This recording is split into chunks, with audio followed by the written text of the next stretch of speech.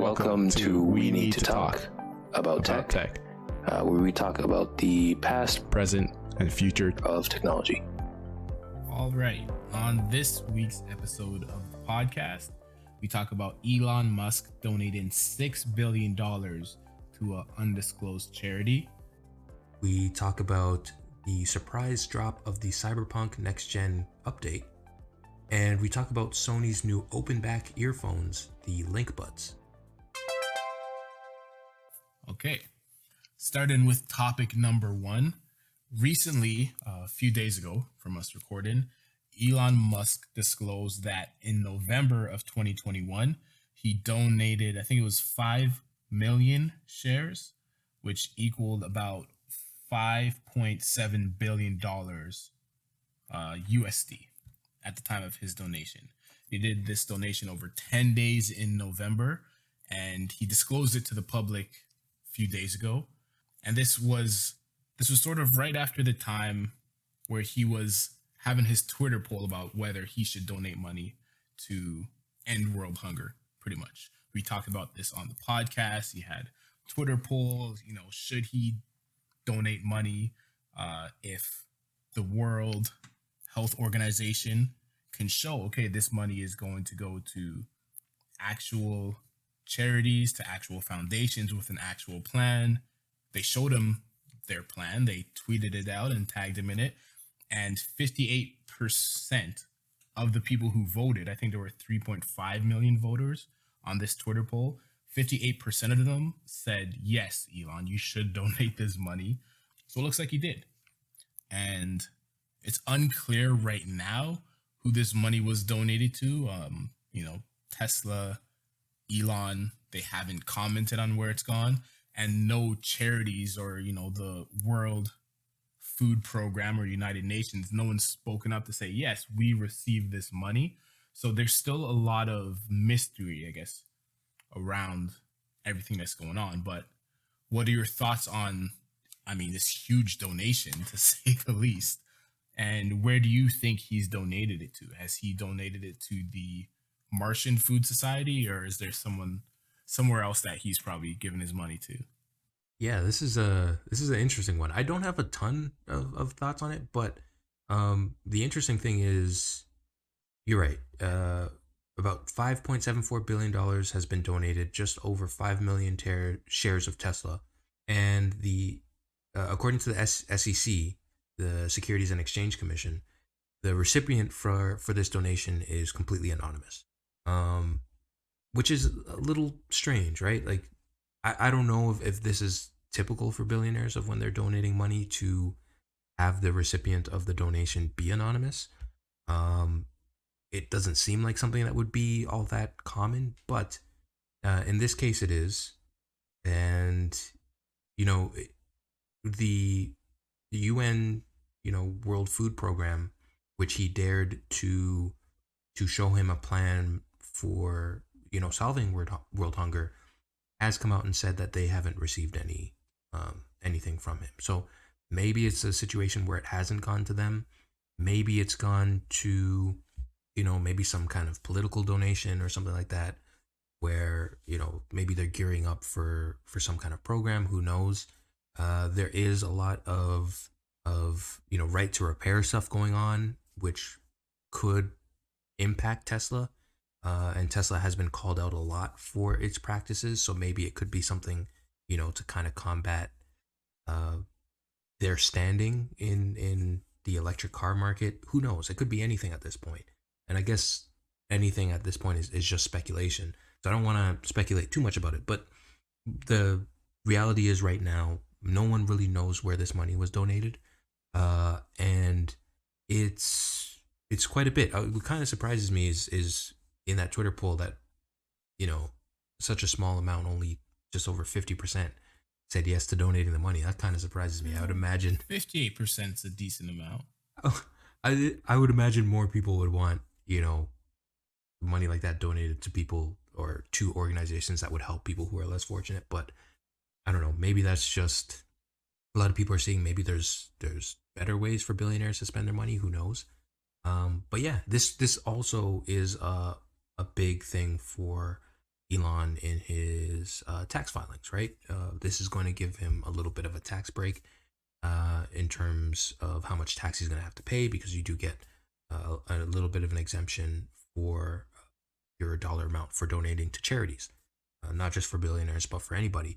So this is definitely a smart move on his part in terms of, helping some organization out that maybe also helps him out as well.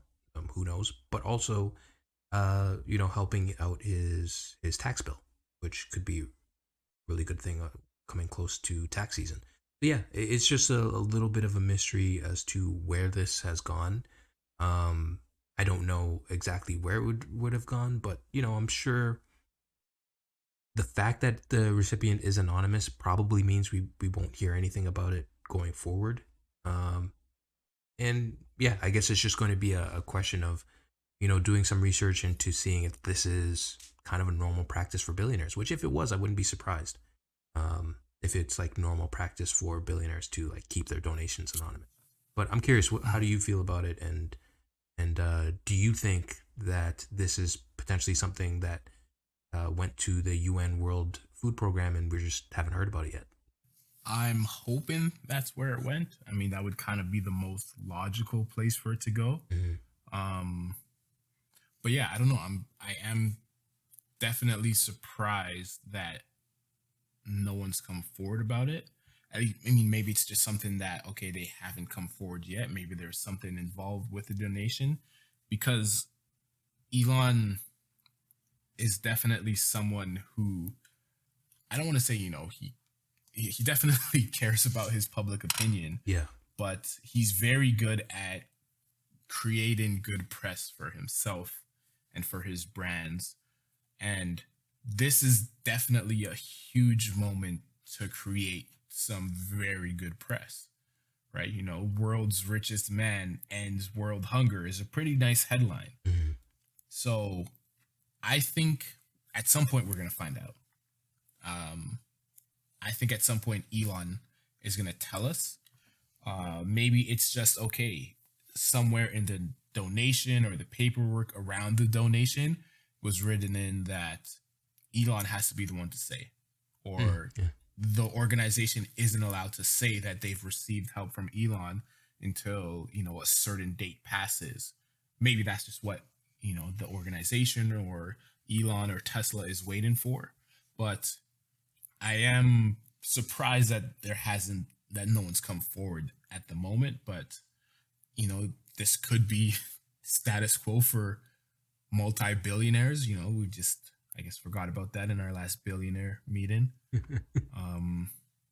yeah, I optimistically, I want to say it's gone to the United Nations World Food Program, and they're just waiting for Elon to make a big public announcement about it, and then they'll say, yeah, he's actually helped us out quite a lot, and he is helping to end world hunger.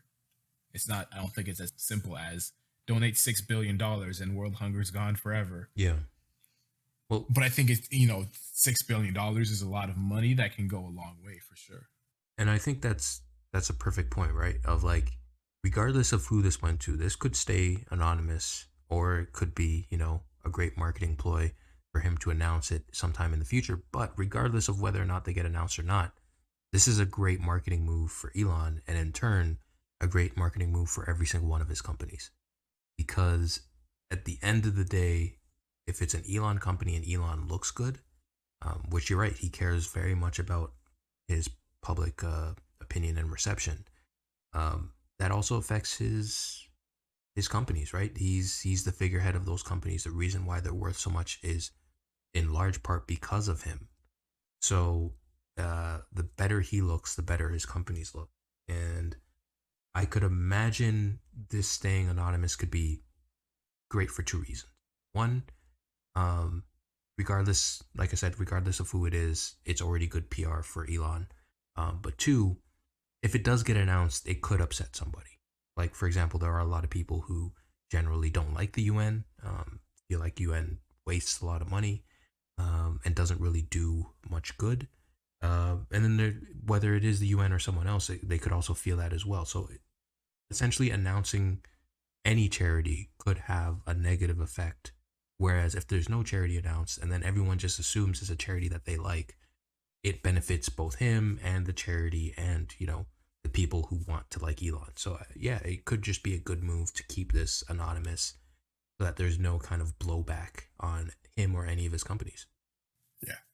The interesting thing about this is, like you mentioned, he did have some tweets in the past, and one of them was also about him reducing his amount of stock. He did do a pretty significant sell-off in the past, which was a small amount of the amount that he said he was going to sell off. But this also seems like it's a part of that. Not just selling off the stock, but also donating a bunch. Yes, of course, like we mentioned, it is, part of a tax write-off, which is great. But also, it's kind of him continuing that promise of selling off a lot of his stock. It seems like it's not putting that much of a dent.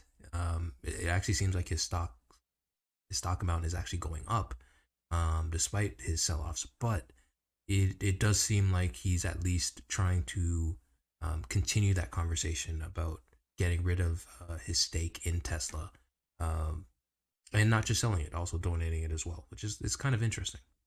Yeah, definitely interesting. And, as you said before, it's kind of him doing this benefits him in multiple ways because it's saying, oh, look how generous Elon is. He's not taking as much stock in Tesla. He's not, as directly related to, let's say, how the company's performing. But that's good publicity in the end for Elon, which is good publicity for Tesla, which is good for Elon's net worth also, right? So it's kind of not no matter what he does, but it almost seems like that, right? No matter which way you cut it, Elon is becoming more successful, or I guess getting better publicity or more value for the stocks and the money that he does have. Because whether, he decides, I'm going to keep this money, I'm not going to donate it, although he has to donate it, or I'm going to keep these stocks, I'm not going to donate them. I feel like either way, either decision he makes, I feel like it's going to be perceived as Elon's looking out for everyone else, or Elon's doing the right thing here. I think it's very hard for him to get any sort of negative press right now. Yeah, and this is also tied into, like, for example, I think, he had a bill of just under $11 billion in taxes that he was supposed to pay, that this is going to help. But also, the total amount that he agreed to sell off in that Twitter pool was, I think, close to $20 billion worth of Tesla. So yeah, it's he's slowly getting closer to that point. I think this is quite a bit. 5 million shares, over 5 million shares is a lot of shares to move.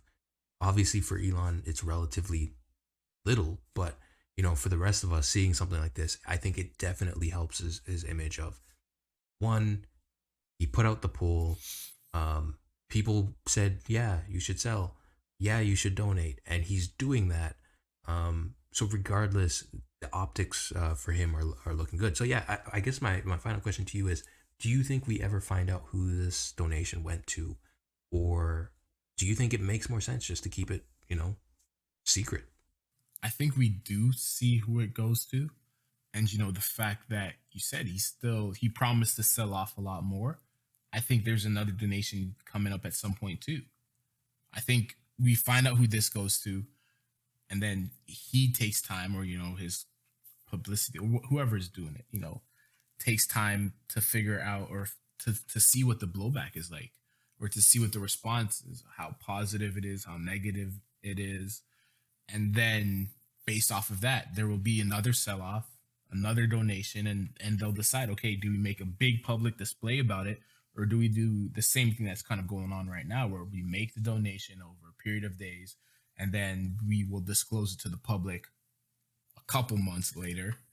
Yeah, I think that's kind of the playbook that they're running, or yeah, I think that's kind of how they're going to handle it right now, at least. Yeah, and you're probably right. Maybe we could see another donation of anywhere between 3 and 4 billion that will completely cover his tax bill. That could definitely be something that one, help his image, like we've already said, but also pay off your taxes 1 billion at a time, I guess. Yeah. right. So our second topic of the podcast is actually related to Cyberpunk 2077. CD Projekt and CD Projekt Red had a stream that they invited people to yesterday, where they showed off the 1.5 update of Cyberpunk 2077, which also included the next gen version of the game for PS5, Xbox Series. And by the end of that stream, they announced when it would be available, and it was available yesterday. Right at the end of that stream, it was fully available for people to play, free for anyone who already owned the game on either PS4 or Xbox One. You got a free upgrade to the next gen version, which was announced before the game even came out, and they kept to that promise. And yeah, it was available for people to play, and also available on previous platforms as well, like PC. It was just an update, and you can get into the new version, and they added some things. So one, obviously, it was tackling a lot of the bugs that the original release had, which they had been working on leading up to that, up to version 1.3, which was the last gen version, had solved a lot of the bugs that were there before. But they did add quite a bit of things in this new version. Just to go over some here, they added new weapons. They added the ability to buy new apartments. So if anyone is not familiar, this is a game where you're role playing a character, and generally you have an apartment in the game, but you only have one. And they added the ability to buy, I think, four more in the game. They also added the ability to change your appearance. So in the base version of the game, prior to this patch, once you created your character, you couldn't change anything. You couldn't change your hair, couldn't change anything about the way your character looked. They have now added the ability to do that. They've also added some performance updates and some visual updates, including some new ray tracing features and some new visual quality improvements that they pretty much call out, that was previously available in the PC version, but has now been adapted to the consoles, as well as on PlayStation 5. There's some new DualSense features. So there's a bunch of things. They didn't want to spoil everything in the stream, but they showed a bunch of stuff, new stuff that's now available in this new version of the game, and they are kind of taking the criticism, I think, to heart a little bit, maybe a little bit too too hard. They're kind of meta with it. They have this new kind of slogan, love it or burn it. So I guess if you really hate it, you can burn your copy of Cyberpunk 2077, which I imagine most people have a digital copy, so they'll probably just burn their consoles. But there's also a 5-hour free trial where you can play the game for free for the first 5 hours, see if you like it before you actually buy it. But yeah, there's a lot of things that were added here, and now there's finally the full-fledged next-gen version. And I don't know if people are going to like it. I think it might be a little too late. Not necessarily too late for that version to come out, but I think there's been so much damage done in terms of the impression of what people think of CD Projekt and Cyberpunk that I think they're at the point of no return. I don't think the public opinion will change on this game, but I did get a chance to try it. I tried it out a bit, and I noticed a few things that may not affect everybody, but for me, this actually kind of reminded me a little bit of when we used to play Destiny. I remember when the first year of Destiny, we were all playing it and we really liked it, but there was a lot of people who also really didn't like it. And what Bungie did at the time is they catered the game to the people who didn't like it at that time. And I think we all stopped playing it after they made big changes. They brought out a big expansion called the Taken King. They made really big changes to the game that, for people who loved the game at that time, really wasn't great for a lot of them. And a lot of us kind of left the game. I noticed some similar things happening with Cyberpunk 2077. They seem to want to make the game a little bit more Grand Theft Auto-like, in terms of crowd reactions and action, make the game more action-friendly. And in doing so, luckily I beat the game prior to this update, but my build was much more RPG like. I would, pause the game, select a character, do some hacks.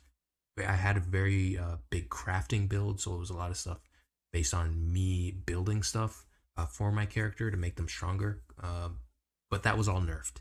And their methodology now is to make the game a little bit more action focused. They want people to get out of cover and get more into the combat and, you know, the gunplay that they feel like they've improved. So unfortunately, the character that I, you know, kind of did everything in the game with is so weak right now because of the nerf that it can't really use anymore, which is fine because I already beat the game. But I think that is an interesting thing for games these days. A lot of games are doing updates and growing with their player base, and it's kind of a difficult thing to balance. Of do you appease the people who love the game right now, or do you try to get more people involved with the risk at kind of turning the people who loved it before off? And yeah, it's a kind of a difficult balance to face. But I imagine the vast majority of people who hated the game from the beginning and were looking for a reason to get in fresh, this could be a great start for a lot of people. There's a trial now, so if people don't know if they're going to like it or not, they could at least try it out. But I'm curious, how do you feel about the idea of Cyberpunk finally launching for next gen? And does it interest you at all? I would say it interests me now more than it has before. I would also say it interests me because, you know, you've spoken so highly about the game recently. Before, you said you liked the game and it was your favorite game of all time. Yeah. I hadn't heard anything good about it. Hadn't, you know, from anyone who's played it themselves, and I haven't seen anything good about it in the press. So because you were speaking so highly of this, oh, you know, maybe at some point I will try it out. Not, I'm going to go and try it out now, but it made me more open to trying it out. Now, the fact that it's been upgraded and updated for the PlayStation 5 and Xbox Series X and S, it definitely makes it more intriguing, more interesting. You know, the things you mentioned, the ray tracing, the 4K resolution, dynamic scaling, it definitely makes it more interesting.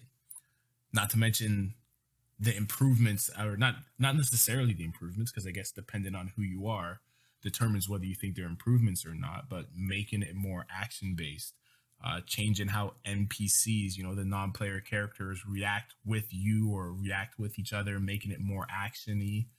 Yeah, it's definitely, they're doing things to attract more people, but definitely the biggest thing is the free 5-hour trial.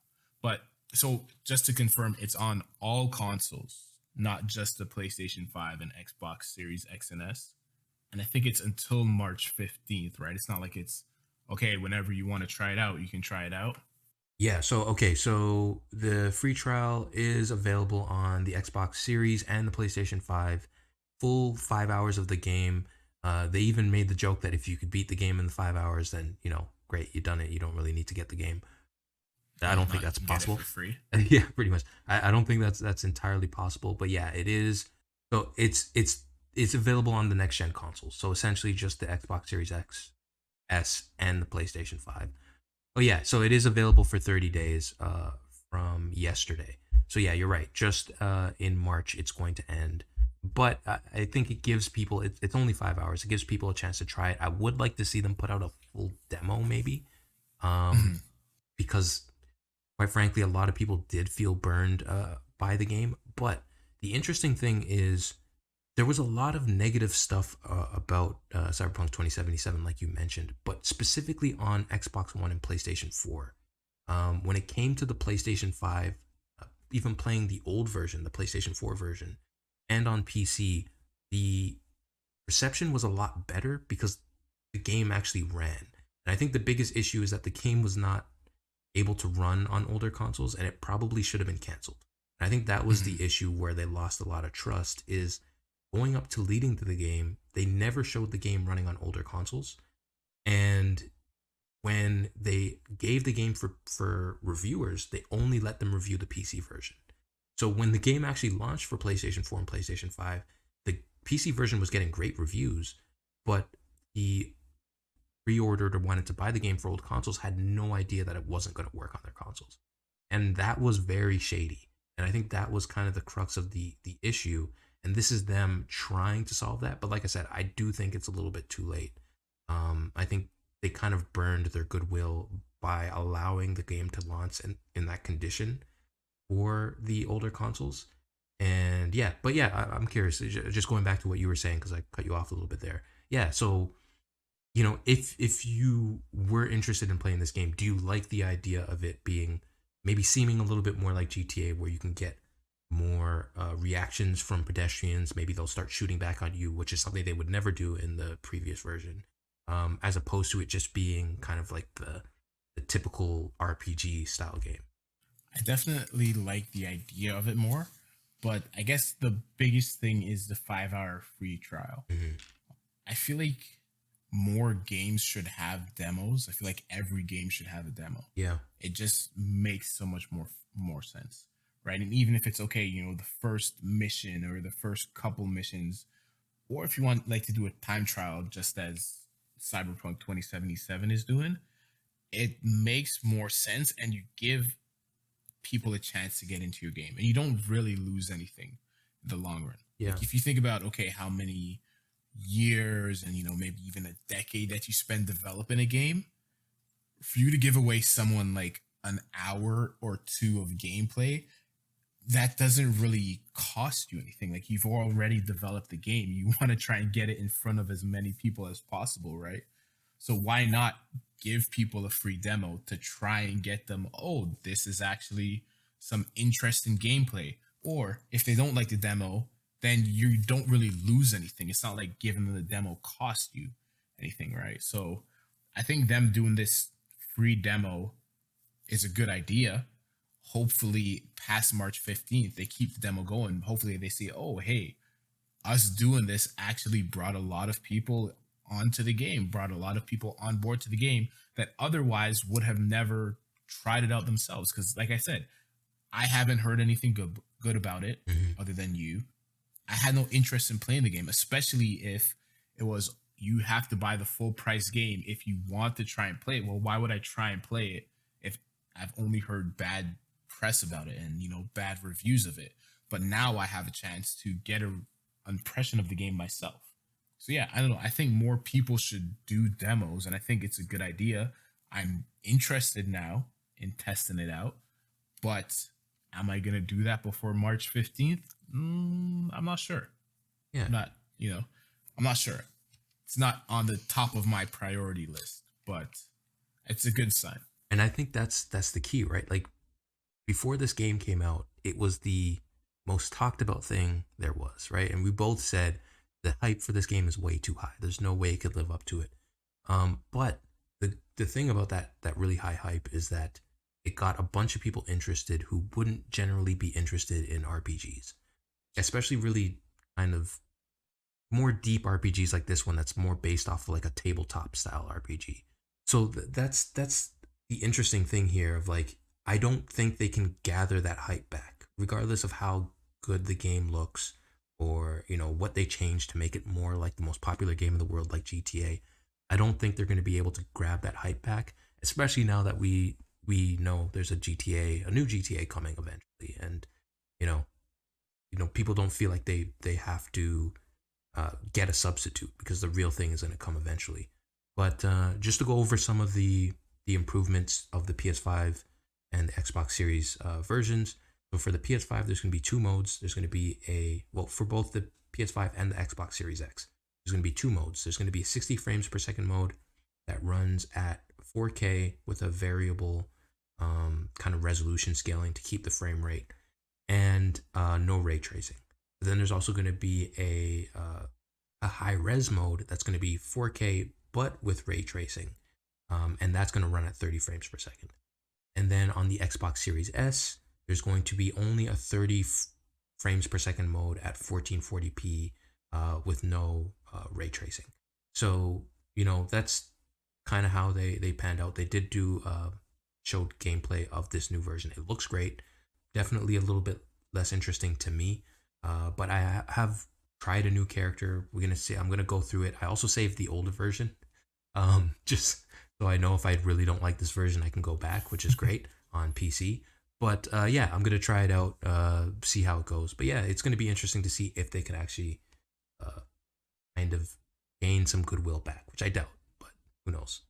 Do you think part of them announcing this surprise patch is because, just last week GTA announced that, or Rockstar Games announced that, hey, we're working on the next GTA game.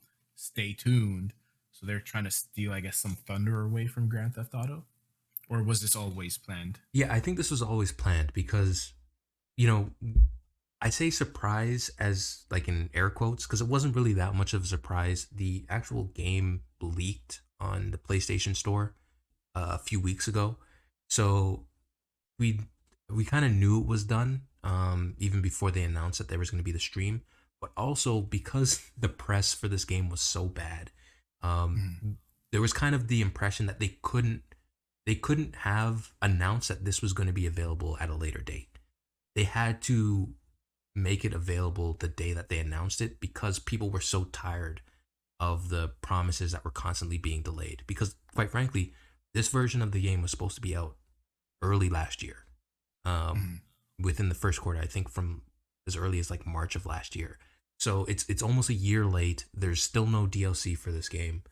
So for someone like me who's done pretty much everything, there's no reason to go back in. And I think for a lot of people that they're kind of in that boat. So yeah, this was kind of a situation where I don't think they could have waited any longer. But yeah, it was kind of known because it leaked on PlayStation Network, which a little bit of a shame, kind of dulled the surprise. But at the same time, I don't think a lot of people really cared as much as it would have if the game launched in a great state. I guess, yeah. If you're someone who has the game already, and you've already been playing it, then you like the old version. There's not too many people who are playing it continuously that will say, "Oh wow, I'm glad they've improved all these things," that didn't like the game before. I Yeah. guess if that makes sense. But I do think, despite that's just my experience. Like I had a specific play style that was very much more RPG like than I pretty much didn't use a lot of guns. I almost never fired a shot in the game unless I really had to, which was very rare. So for my playstyle, this update is not great. But I think for the vast majority of people who tried the game when it came out, really didn't like it, this gives them kind of a fresh start. They won't have the issues that I have because they're probably going to start a brand new character and kind of have none of that baggage from what the old version was. So for a lot of Mhm. people, I think for the vast majority of people who are going to get into this is almost going to be like this is the original launch of the game. They've never played the game really before this. They never really dived into it because they didn't like it. So this is kind of a make or break moment for a lot of those people. And I think this is kind of like a cool thing because it's almost like a second launch of a game that wasn't well received. So hopefully it does well. But yeah, I think for the people they're trying to capture, this is a good thing. It's not a good thing for me, Mhm. but I think for the most vast majority, it's a great kind of update to the game. Cool. All right. So the final topic of the podcast is actually a new product from Sony. Saw some videos of it just today, actually, and this past week. A brand new pair of earbuds from Sony called the Link Buds. And what makes these a little bit more interesting than a lot of the buds that we've seen in the past, like the Galaxy Buds Live or the famous AirPods and AirPods Pro, is that these buds don't go into your ear canal, first of all, and two, they're open back. So the cool thing about the design of these earbuds is they're like this little ring that sits on your ear or in your ear, but not fully in your ear canal, just on your ear. And it's open back, so it allows you to hear things around you while you're wearing them, similar to the way open open back headphones would, that you get like a full sound stage and you can hear everything, and it's not like isolating the sound just in your ear, but in the form of the earbuds, which is something we've never really seen before. Really cool design. I definitely recommend people check it out. But the cool thing is some impressions have come out, and people seem to be pretty impressed by them. I think the consensus is the sound, depending on what you're looking for, can be hit or miss. It's because open back headphones generally aren't great with bass and low end noise. They're usually better with trebles or even just like natural sounding stuff, vocals, and certain types of music that don't rely solely on bass. So depending on your listening style, this could be great. But also for me personally, I think these are great because I personally don't like uh, earphones that go in your ears. I find them very irritating. I don't like them at all. And it's been a long time since we've had earphones that just sit on your ears as opposed to go in. And we finally got some new ones from Sony. They seem great. The impressions are really good of them. So I'm curious, have you seen anything of these earbuds? And do they interest you at all? I've seen them.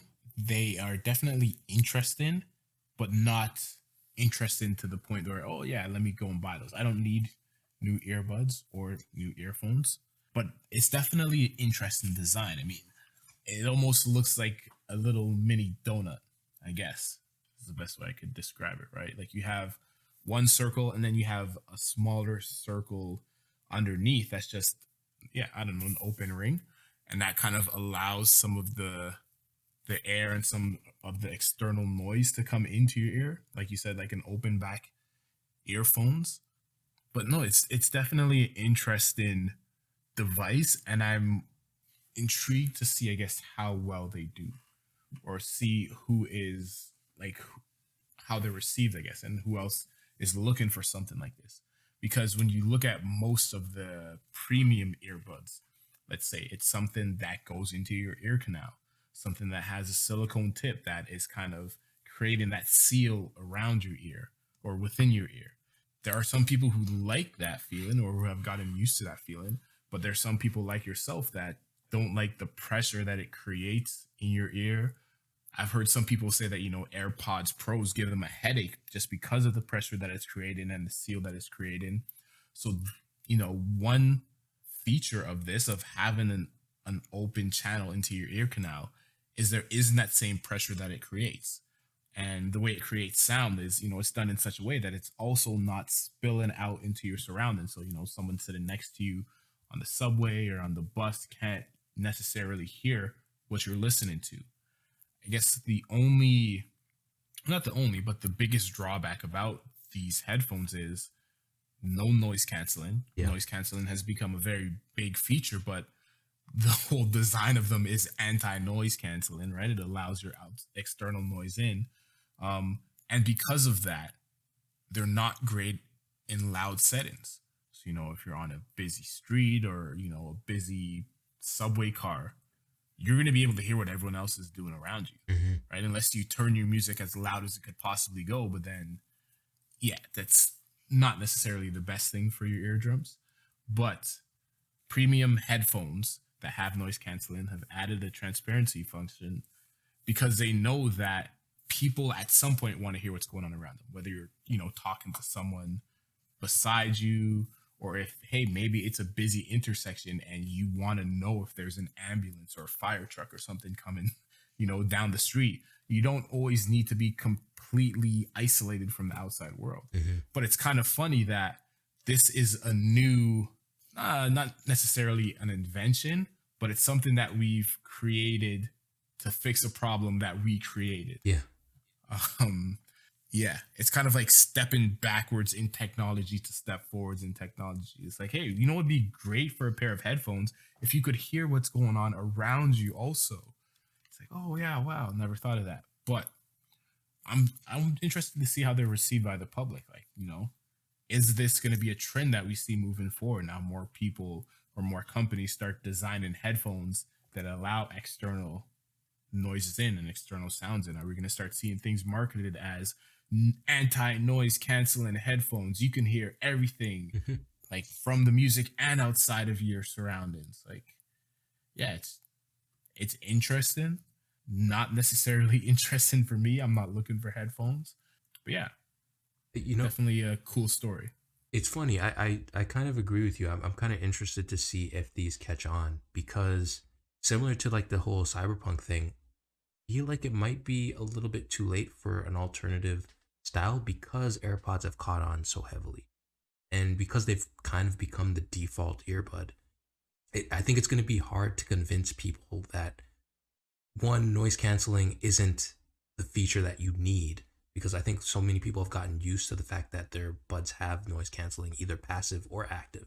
Because the thing is, with even just regular earbuds that just go in your ear, they almost act like earplugs. So even if there is no noise canceling hardware in the device, you're still getting the passive noise canceling of your ear canals are blocked.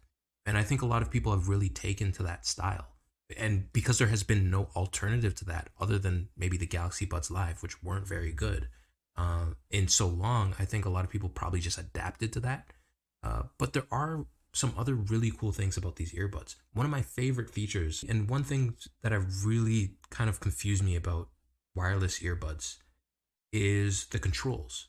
So I think with things like the AirPods, there's pressure sensitive stems that come from them that you can pinch for certain things, like calling up Siri. In some buds, you can like tap your buds or drag along them to like play and pause songs or change volume. And to me, that always seemed like counterintuitive, because if you're jamming something in your ear, you don't necessarily want to press that thing that's jammed in your ear to add even more pressure. That could seem even more uncomfortable. The cool thing with these buds is there are gestures, but you don't actually have to touch them. You actually touch your jawline, to do things like pause, play, change tracks. And essentially the way that works is each side of your face has two gestures, a double tap and a triple tap. And you can completely customize those double taps and triple taps to do whatever you want. Play song, next song, previous song. And you don't actually have to touch the buds, even though they're not going in your ear, and it wouldn't have been nearly as big of a problem as with something like the AirPods Pro. It's still really cool that you don't actually have to contact the buds. And according to the reviews, the gestures are very reliable, which is just crazy because no one has done this really before. At least not at this level. We have seen like bone conduction headphones that allow you to do certain gestures, maybe like floating your hands around or something like that. But generally speaking, they haven't been very good. The reviews of these are the gestures are great and they work reliably. And yeah, you don't have to touch the buds. On the downside, though, there is the price. And I don't think the price is necessarily bad. They're just at $180 USD, which I don't think is bad. But because it's such a new segment that doesn't have a lot of the features of the AirPods Pro, it comes so close to the AirPods Pro in price that I think it's going to, if people are cross shopping these, it's going to be a lot of people saying, well, I can get noise canceling, I can get transparency mode, I can get all these features, better bass performance on AirPods Pro for just a few dollars more, maybe like $40 to $50 more because they regularly go on sale. I think that could be a little bit of an issue for a lot of people who are like, well, why would I get these when I can get more features with the AirPods? But but still though, I do think they'd be really cool. I would love for this to catch on so that maybe cheaper versions of this style can come out, because I'm a really big fan of buds that don't go in your ear. Yeah. Definitely interested to see how they get received by the public. Guess it's just something we'll have to wait and see for. I guess so. Any closing statements for today? No, it's just it's cool to see that some new earbuds are coming out. We're getting a final update to Cyberpunk 2077. Hopefully we get some DLC soon. And it's cool to see that Elon is actually staying true to his promise. Hopefully we find out who that money gets donated to. Maybe he donated to his own charity. Maybe. The Get Elon to Mars charity. Well, maybe he could use some. I think I remember reading something where he was living on a temporary housing on Starbase. Maybe he can use that charity money to get himself a nice house. There you go. There's always hope for Elon. Take it easy, everyone in podcast land. Catch you in the next episode.